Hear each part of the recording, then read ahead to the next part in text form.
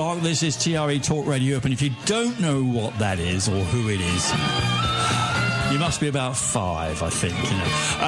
Eric Clapton and, of course, the classic Layla. Now, Eric Clapton, I mean, if you have any idea what a true genius on a guitar, a true genius in terms of talent is, then this is the man. Well, I've got a man in the studio now who knows all about Eric Clapton. David Shelmerdine is here, and he's going to talk to us about the career of Eric Clapton. Now, Derek is author of Rock'n'Roll Unravelled, which brings the lives and times of the 50s, 60s and 70s vividly to life. I'd like to welcome you to the studio, Derek. Good afternoon. Hi, good afternoon. Hi, it's great to be here. Now, as I say, we've been listening to that, and we're going to have a few more tracks, of course, from the great man himself. But you tell us all about, well, what do you say? You're talking about somebody who has, well, I mean, he's been through, 6 decades now, haven't we, really? I think it's 1960s. Right. We are there. Yeah, very much. Sometimes I forget how old I am, and I realise he's been around since I was a teenager, and yeah. Yeah, it's really interesting time. Mostly I was planning to talk about was the 60s, because he became a world-renowned guitarist when he became a solo figure in the 70s. But if you look back at where he came from and some of the stuff he's been involved with, it's a really interesting story. Well, it's not as though he's had 1 or 2 bands. He's had hundreds of them, hasn't he? Oh, he's been in loads of different bands. He's often a guest in other people's bands as well. And, there's some sort of interesting stories along the way with some of those bands that he's been involved with. But, I mean, to start at the beginning, he was born in 1945 on the 30th of March in Ripley in Surrey in southeast England. And he's the only guy to date who's been inducted into the Rock and Roll Hall of Fame 3 times. 3 times, yes. 2000 in his Cream, own right. Wasn't it? And, of course, Yardbirds 92, Yardbirds, Cream in 93. So, I mean, that at the moment stands as a unique accolade. And I think it's probably fitting as well. Oh, absolutely. When you look at how influential the Yardbirds were in the early 1960s R&B scene, and, well, interestingly enough, I mean, Cream, you could argue, was right there at the birth of rock, because the way it all developed, by the time you got past the British invasion of the sort of 64 to 66 period, because it was sort of beat generation before that, classic sort of couple of guitars, bass and drums. But rock really started about 1966. With the likes of Hendrix. Yes, it kind of moved, because it was. I mean, I used to go out to the Marquee Club, and it suddenly started to shift. And I mean, to think I was actually around there, well, it did shift to rock, because in fact I remember queuing up and I said, "Who's on tonight?" And I said, "The Yardbirds," and they couldn't get in because it was full up already. Exactly. I said, "What? You can't get in?" I thought I never had the problem before when it was jazz, which is in some ways it was weird because it was beginning to sort of die off. That's right. But yeah, it made a huge impact. Very, very, very, very instantly. And of course, as you say, Hendrix just basically epitomised that talent that was actually getting people talking, I think, a lot, because we didn't have the kind of music access that we have today back then. So it was a lot of word of mouth, wasn't it, that got people to realise these guys are just something else. They're absolutely fantastic. You've got to see them. Well, that's right. And at that sort of time as well, that there was virtually no rock music, pop music even on the radio, because it was before Radio 1. So with the Pirates came along in the sort of early mid-60s. Well, the Pirates decided to make an impact with playing the tracks, of course, but before that, it didn't happen. And, of course, Radio 1 tended to sort of actually come a little bit after, I think, that revolution. But, of course, the music had changed. 67. And so the music was changing all the time. But the beauty of Clapton is that although you recognise him instantly, you recognise that guitar sound, he sort of reinvented himself in a different way to the way that Bowie did. He's done it through the guitar, hasn't he, and through his vocals. Yeah, he's very much. Interestingly enough, he wasn't a vocalist in the early days. It was his Delaney and Bonnie days who encouraged him to do that. But I mean, he started out. His first band was the Roosters back in 1963, and there was a guy there called Ben Palmer, who's one of the sort of unsung heroes of the rock and roll world, as it were, who pops up in the Eric Clapton story all over the place. He played for a lot of people, actually. I think he did a lot of. Oh, he's a very talented pianist. Yeah, interesting guy. But Clapton moved on fairly shortly after with the Roosters into Casey Jones and the Engineers. And they're an interesting band because there's a direct link there between Clapton and the Beatles, because Casey Jones and the Engineers was set up by a guy called Brian Casser. Yeah, who was a well-known Liverpool Cass and the Casanovas in That's the right. 60s. And when the Beatles failed their audition for Buddy Holly, they were also auditioning. And the Beatles drummer, Tommy Moore, he was late. And the Casanovas drummer stood in for them, Johnny Hutchinson. Tommy Moore did turn up halfway through. Neither of them actually got the gig. But then Clapton ended up in the same band. He went down there. Casey Jones decided to leave Liverpool in 1960, January, I think. Moved down to Liverpool and was a nightclub, Blue Gardenia, I think, nightclub in Soho, which the Beatles did play at. Yeah, they did. When they were down. But he's always been tied into the blues, isn't he, as well? He loves it. I mean, it's fantastic. I mean, John Mayall's Blues Breakers, who I saw on several occasions in Guildford Plaza, and Clapton wasn't with them on either occasion, but we go in the bar afterwards and talk to John, because I got to know him quite well, and he talk about Clapton, like, trying to get him, because we said I saw him at so-and-so. You know, he said he's all over the place. He didn't stand still very long, did he? Yeah, no, he was always on the move. I mean, he was only with Casey Jones for literally a handful of gigs in the sort of autumn of 63. And then he joined the Yardbirds because he thought Casey Jones was a little bit too much on the old pop. Yeah, that's right. That's why he got to the Yardbirds with the blues. He wanted to get back into it. Yeah. But it's amazing that but the sort of the close proximity also with the Peter Green. That's right. And John Mayer replaced him in both occasions, didn't he? I said that. That's right. He was always around, but he always moved. He was always moving. He didn't keep still. No, he didn't. He didn't stay anywhere very long. And he moved off. He found that the Yardbirds weren't bluesy enough for him. They got poppy, didn't they? Well, exactly. Didn't like it. Yeah.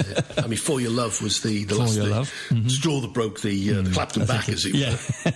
But the B-side of that particular song or that particular single was actually Clapton's first recorded composition. So it wasn't all bad for him. Well, there you go. So he's got some early royalties for writing. Well, exactly. It's always good to get a B-side. Well, I know, because I heard, apparently, because you know that Cilla Black's her husband, he wrote most of the B-sides for her singles. Absolutely. And, of course, when they went to number one, he got a nice fat royalty check as well for being on the B-side. Yeah, I think the royalties are more or less shared between the two sides. Almost 50-50. The competition to get on the B-side was probably why they got married in the end. But no, I mean, I remember that's where I read the story that if you put something on the B-side, and I mean, this is why George Harrison started to write as well. So Paul and John said, "You're getting all the money, John." New Paul. Well, that's where you make money in the rock and roll world, is to be a writer. Writing, yeah. Without question. The pension. As Noddy Holder, he always refers to his popular Christmas song as. Yeah, that is the pension. Yeah. And it just goes on. So getting back to Eric Clapton here, we're digressing here. Now, of course, we're getting close to Cream now, aren't we? Oh, very much so. He was with John Mayall for a while, and then it was Ginger Baker that suggested that they should put Cream together. Now, Baker and Bruce never actually got on, but Clapton insisted that if he joined, Jack Bruce would join as well. And I mean, for me, that is my favourite period of all time. Oh, it's an amazing period for Clapton. I think it's brilliant. And of course, we were talking about the way Clapton has a kind of, you almost makes you sort of your hair stand up on the back of your neck. Absolutely. When he plays, and I think one of the at that time when Badge came out, and brilliant song. You listen through it, and all of a sudden he hits that solo. Yeah. And goosebumps just sort of like rise up, don't they? That is Cream, of course. Ginger Baker, Jack Bruce, and Eric Clapton. The first supergroup, I think they were referred to. That's what the press called them at the time. Yeah. Clapton was never really that comfortable with that, and that led, into the early 70s, into the seclusion. He was very unassuming. He didn't like that kind of accolade, didn't he? Didn't want to sort of be put in that box, you know, as he's a superstar, and you didn't like it at all. And it was a very, very volatile band. Ginger Baker and Jack Bruce didn't like each other, one could say. I mean, even before they started to play together. Oh, absolutely. Oh, well, they were together in Graham Bond. That's right. Of course they were. And reputedly, Ginger Baker actually pulled a knife on Jack Bruce, which is one of the reasons I read that he moved on from Graham Bond, because he said, you know, I think it's time for you to move on. He looks a bit of a wild man, doesn't he? I remember I saw him as I say, in the called the Tulip Hall in Spalding in Lincolnshire, and quite some with Jimi Hendrix as well. Yeah. And he's incredible. He's behind those skins, but he looks so aggressive. Oh yeah, wow, energy there. Oh, absolutely, pouring sweat. Brilliant drummer. But yeah, superb drummer.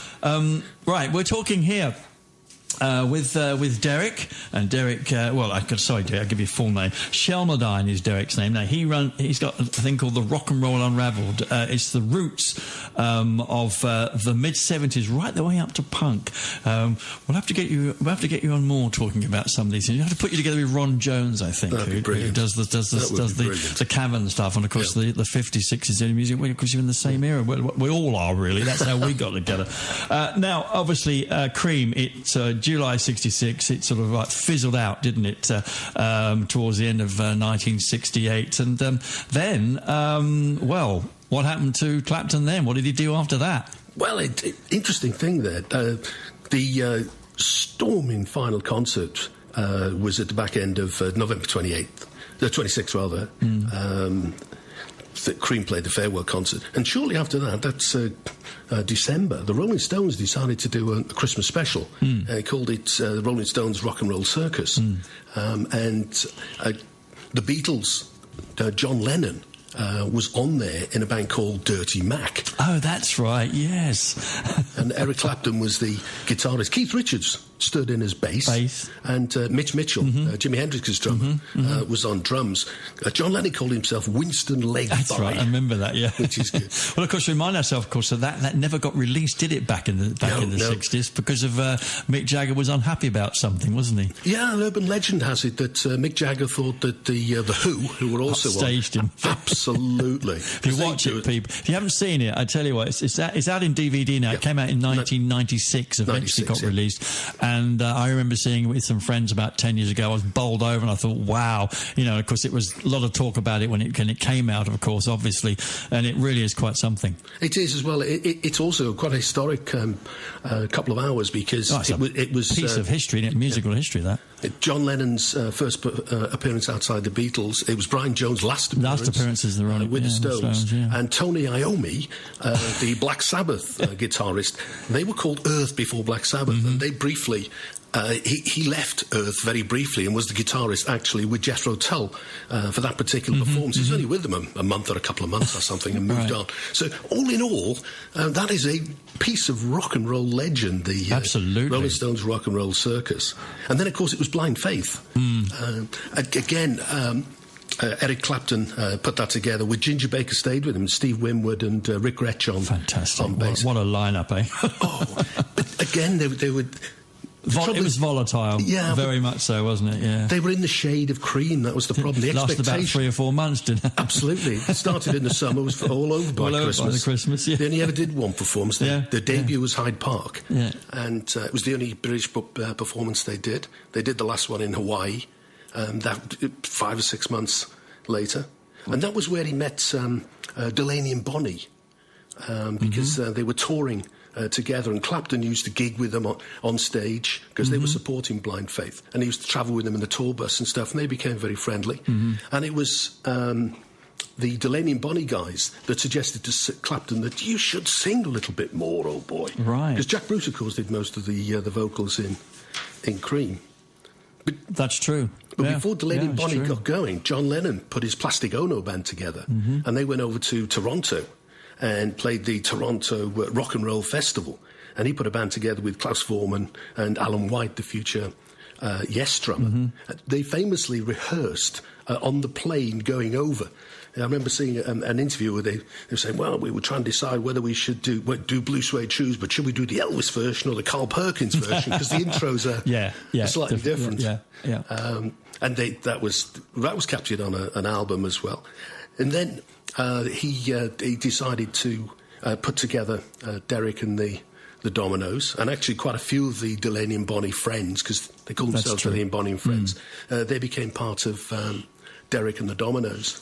Well, Derek and the Dominoes, it was almost like a franchise. Sort of what do you call I meant a different, sort of like an ensemble that had different members coming and going, didn't it? Because over quite a few years, he brought out Traction, because we started off our piece with Layla, which is probably one of the most famous. But they did do quite a nice body of work, didn't they? Over the couple of years. That first album was very popular. Dwayne Allman was a featured guitarist. Well, they only managed 2 albums, as we know, but they felt as though they did a lot more. Yeah, but they fell apart during the second album, basically. Too much talent, too much ego, I suppose. Too much of all sorts of things. You got these super musos, I suppose you could call them, really. Exactly. All saying, I've got a great riff here, and I say, well, I've just written a line for that. You can just imagine it, can't you? I mean, I know what Bill would say about that. Bill Padley, because being a musician, he said it does happen a lot.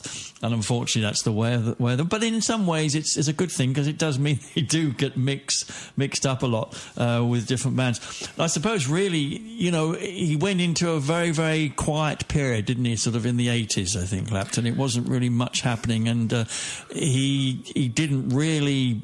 Well, I don't think I remember much of anything from Clapton during the 80s. Well, there wasn't a lot going on. What happened, Derek and Dominoes, he famously, I mean, in his biography and his autobiography and biographies, he actually talks about the end of that. I mean, he was heavily into drugs at that particular time, and he just went into self-imposed exile in his Surrey home, and he was just there for a while. Then, of course, George Harrison tried to pull him out with the concert for Bangladesh, and he came out. That's right. He did that. But then it was Pete Townsend that actually got him back on the road to success again. He did the famous Rainbow concert. Well, Clapton nearly missed it. Because his trousers didn't fit, apparently.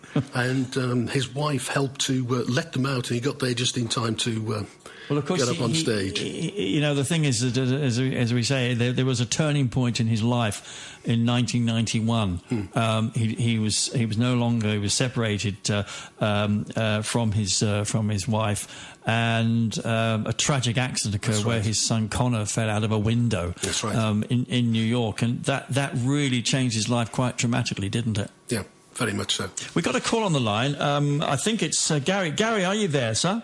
Yes. Good afternoon. Good evening. It's Allan Tee, you Wally. Good evening, Alan. Derek and Alan. Yeah. It's Peter Cook and Dudley Moore, wasn't it? Very nearly. Can I just say, I don't like rock and roll, but this is the best programme that's been on the station for a long, long time. Oh well, okay. Checks in the post. We'll leave it at that. Okay. We'll leave it at that. Do you accept PayPal? Okay. Modern day payments. Yeah, right. Oh, thank you, Pompey. That's very sweet of him, wasn't it? Well, look, as I say, it said in the heartbreaking, tragic accident, Clapton's 4.5-year-old son Connor, he fell out of an open window in a high-rise New York condominium. He was living with his mother, actress and Italian television personality Loia Del Santo. Now, although New York law requires window guards in apartment buildings, according to the this particular condo, it was the ruling in 1984, leaving builders owners to decide whether or not to have safety devices fitted, and they didn't. And the cleaner opened the window, and it's tragic. But it changed his life, didn't it? He just completely, he got out of the drugs. He then decided, I've got to sink myself into my work. He started writing again. Very much so. And he set off. 461 Ocean Boulevard was really the beginning of it all in the sort of mid-70s, and then by the 80s he really was motoring. Because he started the Albert Hall gigs, of course, in 1987 with the 6-night one, and that is the night. By the time we get to 1991, he did a 24 nights at the Albert Hall. Yeah, and absolutely amazing, because he'd have different guest artists on. on different nights, different shows. He had a big band show, and his whole amazing. His whole attitude to life completely changed. You know, they say that sort of, you know, that the father should never bury the son, and in some ways, although it was at peacetime, he couldn't quite grasp it, but he grasped what was the reason that I think he did become so prolific again, because he says, I'm still here. I've got to contribute as much as I can as an artist. And I got a feeling that's probably where that feeling came, because then when he wrote Tears in Heaven, which you could sort of explain to our listeners, it just sums it all up, doesn't it? Yeah, it's a brilliant song. He was very, very good at those songs of pathos. And I think it's certainly one of the and he's got the classics. such a warm voice. Yeah. And I think it comes across, of course, in this. Derek, I'd love to talk more, but we're going to run out of time. Derek Shelmerdine, thank you so much for coming in and talking to us about Eric. We're going to go out with Tears in Heaven, and I do hope that we can get you in here to talk again, and we'll have to get you in touch with Ron as well, because I think that'd be quite interesting. So just quickly remind us again, Rock'n'Roll Unravelled. Yeah, and there's a website's got lots of stuff on it, www.rock'n'rollunravelled.com. Okay. Once again, a big thank you to Derek Shelmerdine. And just remind you that the book, Rock'n'Roll Unravelled, just showing it to me, wow, it's a reference. I tell you what, you've got to find out more. Go to Amazon and just type in Rock'n'Roll Unravelled. You'll find it, or even sort of put Derek's name in. I think Derek Shelmerdine, which is Shelmerdine. Thanks to Derek, and, of course, the wonderful music of none other than Eric Clapton. Talk Radio Europe. Your voice in Spain.